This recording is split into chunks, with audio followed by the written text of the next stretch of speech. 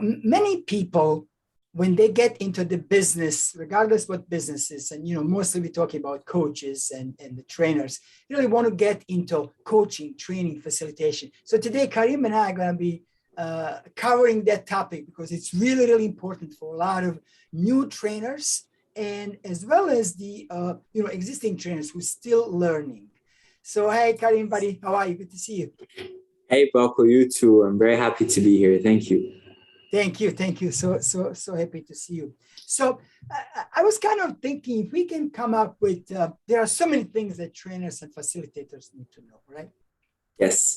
But if you want to facilitate a program, regardless if that is online, if it's in-person workshop, if it's a corporate workshop, there are some different bits and pieces that you need to know. But if we just take it generally, let's think about some top 3 things that people really need to nail down. What would be the first thing in your mind that, based on your experience, you've been doing corporate training for many years? What do you think? Well, obviously, in this situation, I'm the student and you're like the expert because I know you've been doing it much longer than I have. So, no, you happen to be my former positive psychology student, but you are the expert as well in this area. We are just 2 experts talking. Thank you so much. Well, I think the first one, I'm sure you'll agree with this point, is sort of the pre-session or the pre-training session, all the preparation and the rehearsals and the content. I could tell you how I prepare, and I'd love to hear from you because it's obvious that you prepared well because your course is so successful, the Positive Psychology Master Coach.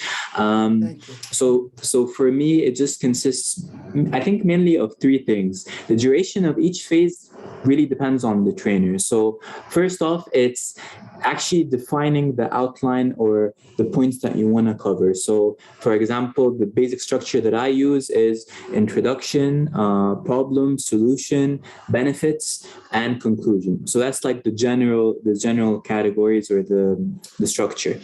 And then for each one, I start doing the separate research and getting the knowledge. And then the next phase would be what are the separate activities for each set of data.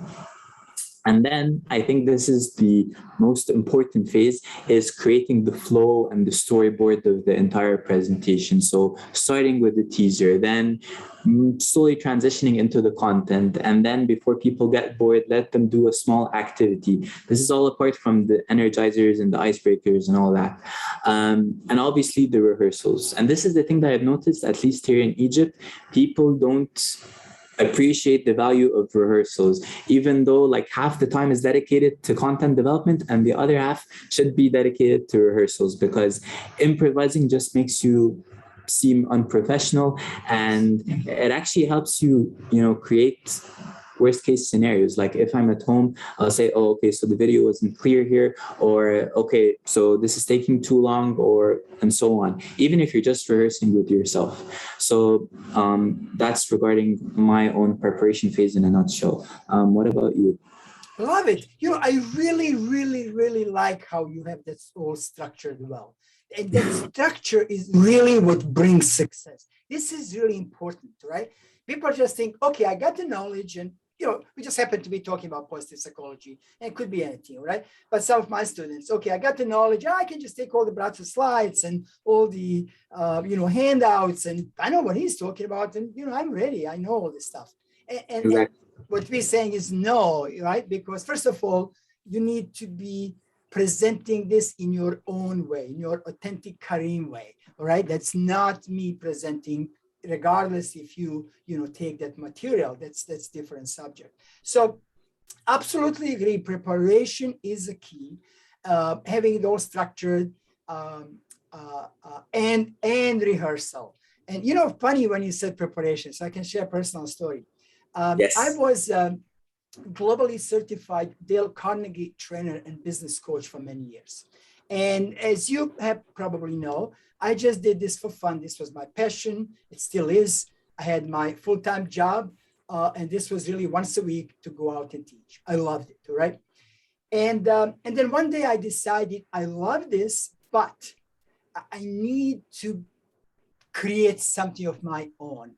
It has to be me, because what happened is I would walk in and share the story that I read, night before in newspaper or magazine or TV. And the franchise owner really didn't like that. You have to follow structure like what they tell you. It's like, no, it's related. It's, I want to bring it up. So that day, as I was driving back home from office, I got the news that somebody else was about to teach program in my area and not me. And I said, yeah, that's fine. I got home and I said, this was just like for one session, so I would be teaching next one. And I go, no, this is great opportunity. I got home, I went to the basement, I turned on the camera, I swear to God, turn on the camera, put my white shirt on and the jacket as if I'm going to teach. And I started teaching.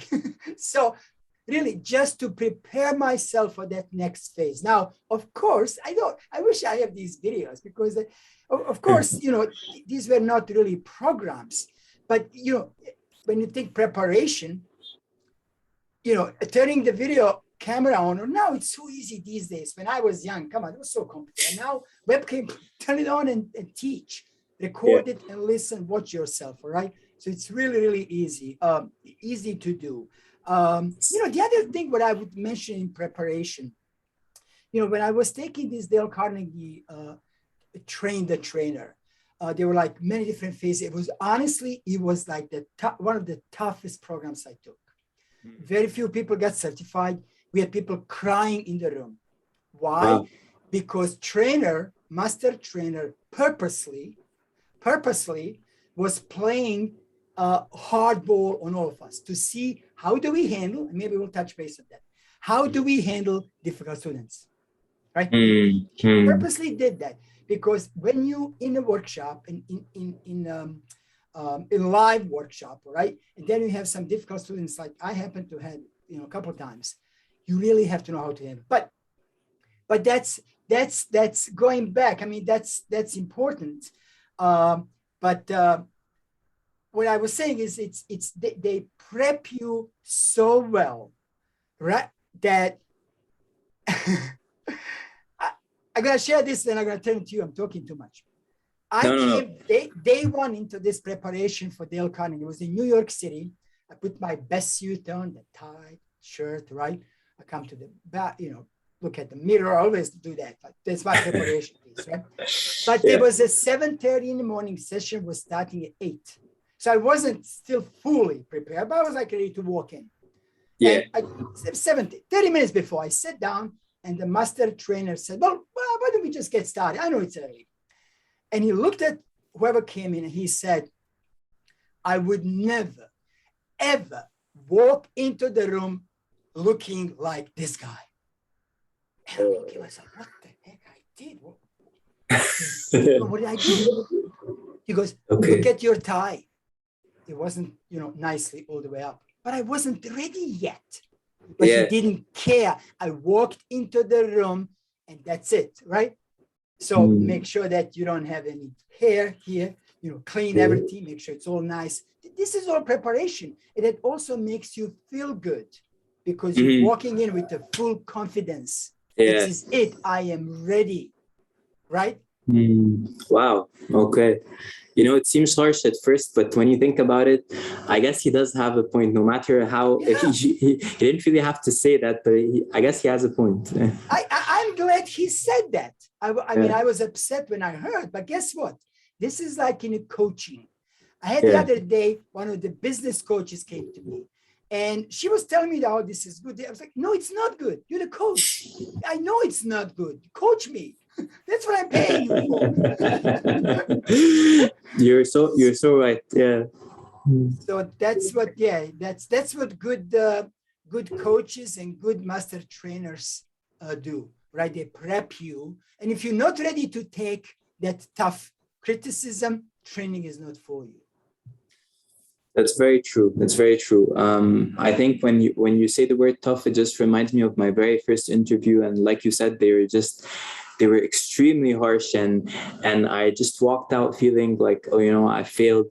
But no, and then when I got my acceptance letter, that was when, as you said, I realized like, oh, okay, they're actually doing this to test your pressure. How do you respond to pressure? So I totally agree with you. It's a very good point. Cool. So that's a little bit about preparation. and rehearsal. So preparing well in every sense of the way, from from outline to rehearsing to everything else. So now let's say you're ready. Oh, you know what I was thinking? There is another part of preparation, actually. There's one more thing I want to mention. So let's say you prepared, you're doing in-person workshops, right? Yep. And you walk in with your laptop, right? There's a projector there. You came in an hour before, which I always do, right? Yep. Always come earlier, close the door and get everything ready.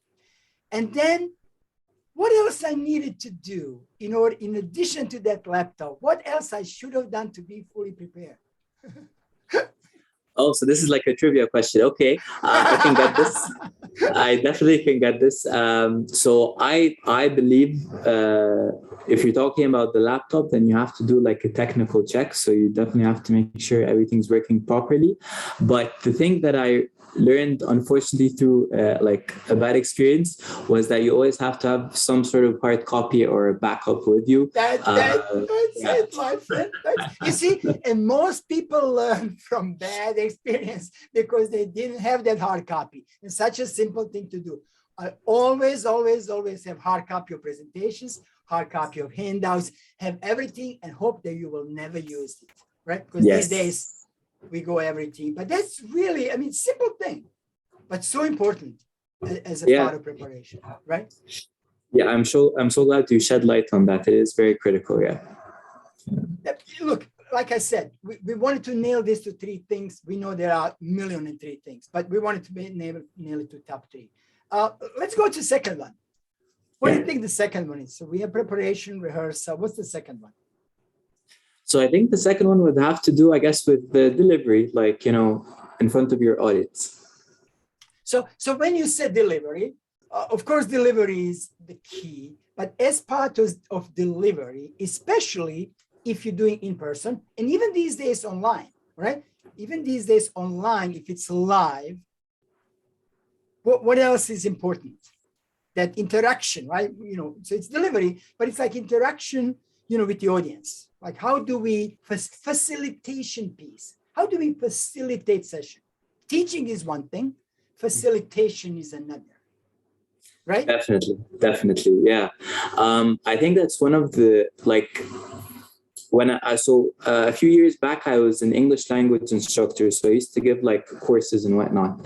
And then I remember when I'm saying auditioning as if it's acting, but I was being interviewed and they asked me to do like a mock session. So just for like 30 minutes. And the major comment I received was, you're not interacting with the audience enough. And that's when I learned the concept of facilitation. It's not a lecture. You're not there to just speak and they're there to listen. You're there, like, there's a really awesome quote that I learned from my company, which is, be selfless, not selfish, meaning you're supposed to interact and help the people, not just yourself. And so my methodology is, and it's a pretty simple one, it's not really complicated, I'm sure a lot of people do it, is that I have to make sure that there are a lot of talking points. So like, no matter what the slide is, there has to be like not a rhetorical question, but I'll ask that person. So, so Bratso, what do you think of this point? Or Bratso, if you're put in this situation, I try to make it detailed question, not just general, so I don't waste time. And maybe activities that also helps the interaction. So we're just a fun activity, even if it's just for 2-3 minutes, just break the routine, lighten the mood and all that. So for me, those are my 2 simple tools, and that's how I interact with people. I know that you in your course have your special techniques that people would love to hear as well. Well, I think you basically just said it. So it's interaction, it's facilitation. We are not lecturers. We are not teaching college class, right? These are adults that you and I are basically training adults. So they're not in there to for us to lecture them, but they want to gain the knowledge. They want to have fun. Dale Carnegie used to say that, if you don't get people involved in the first 2 minutes, you're failing. So basically, as soon as the people walk in, it's always just get them involved, get them being that part of the game. Right? Do a lot of activities, put them in the groups of 2, groups of 3, groups of 4, do individuals, like so many different ways, but key is to get them involved. And like you said, prepare, like especially in the beginning. In the beginning, you need to prepare all these questions. And then later on, I don't think it's fun, but later on, you don't really have to prepare any of these questions. They just come up. You know your subject, right? You know everything. And it's just like in the moment. The question or activity is like in the moment, all right? Whatever you think, it's at the time. Like I'll come, let's say I'll have, if it's in person, and we might have a workshop, in a hotel, or we might have a workshop at a corporate center or whatever. And I will look around and find the different spots. And I will send people in groups to different places. One group will go outside, another group will go to conference room, third group will be in a corner, right? So just a little bit, you mix it up, all these different facilitation techniques to make them really, really enjoy. Definitely. So, as far as interaction, I kind of mentioned earlier about how my master trainer was really training us to deal with difficult people. Have you ever had that issue where, in the room or online? I had it basically a couple of times, specifically in the room, when you had to deal with difficult people. I mean, how much time do you have? I mean, there's so many. Give us one example. Yeah, so like one person. So there's always okay, so the two that come to mind, one is online and one is offline.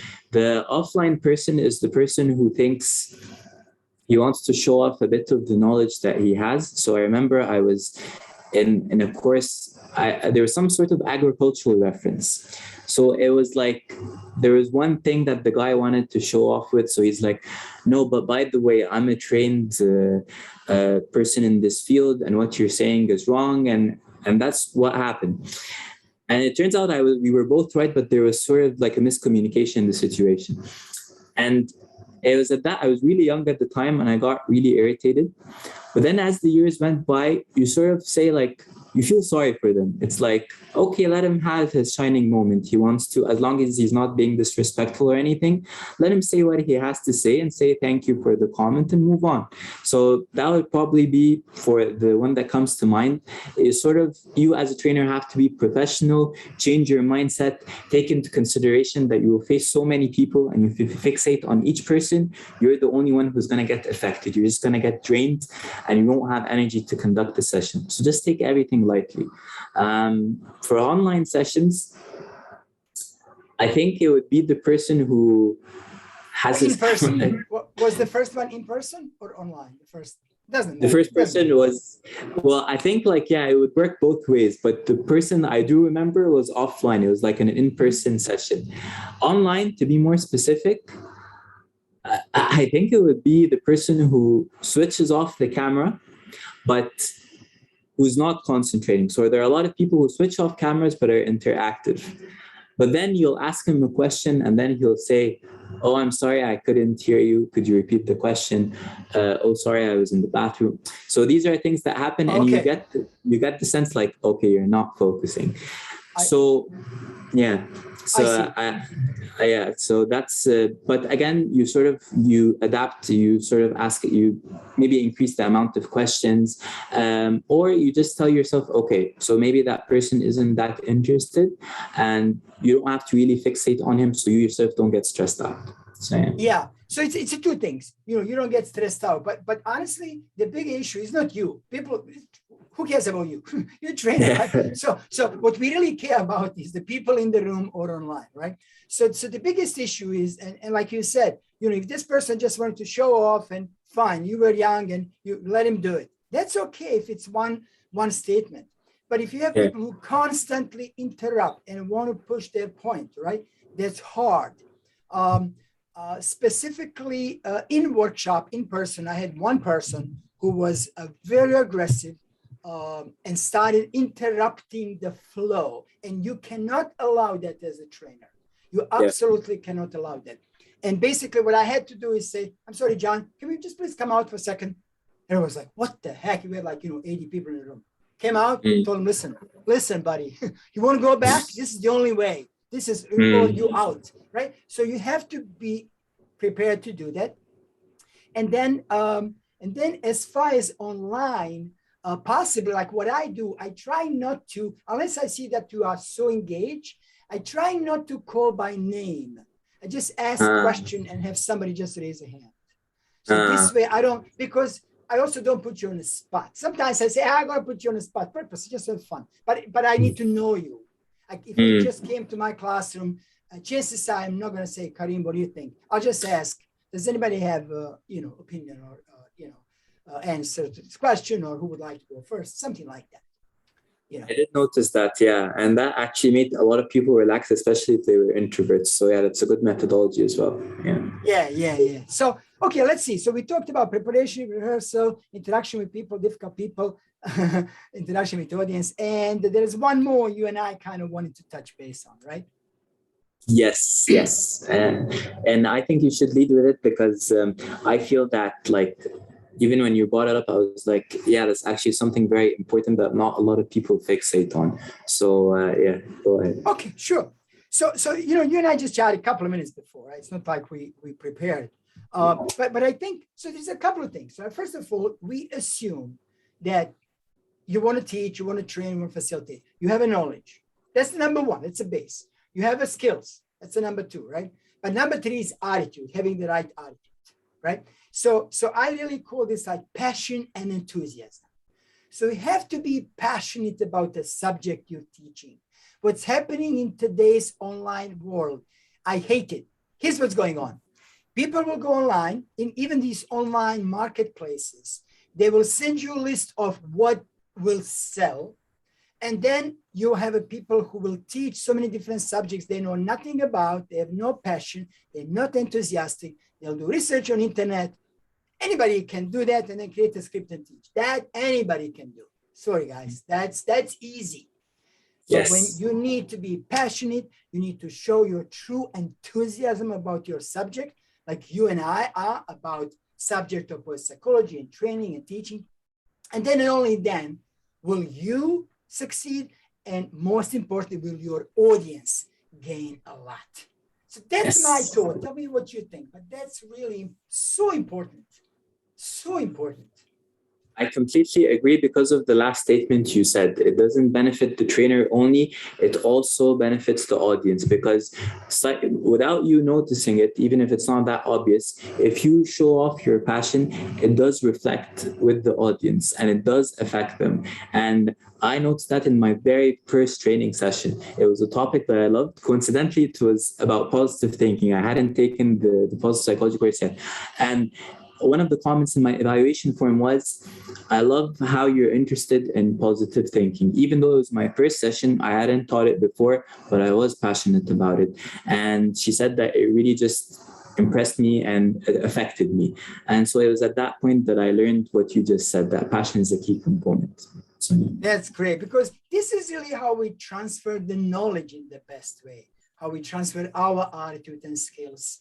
And that's one thing that I'm the most proud. I'm not going to teach subject just because it sells. I'm only going to teach what I am passionate. And I have a couple other rules, right? What I'm passionate about, what I practice in my life, and I do research on it, right? So I have these three things. If I don't practice, if it doesn't work for me, I don't teach. You know that. Exactly.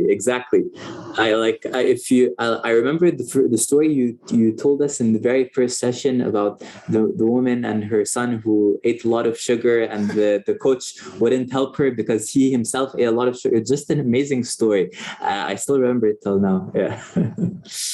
That's what we do as a good coach. So all right, so just to recap, so today we covered this, training and facilitation, and Karim and I, as a two longtime trainers, corporate as well as a personal and online and offline, came up with like top three things, again, amongst many other, but to really do a good preparation and rehearsal, number one, to understand and learn and practice how to interact with audience, and also how to interact with difficult people, because they will come, unfortunately, and to make sure that the subject that you are teaching, that you are passionate about, that you're enthusiastic, and that you have the right attitude before you walk into the room, before you turn on the camera, before you start teaching, right? That's really the key.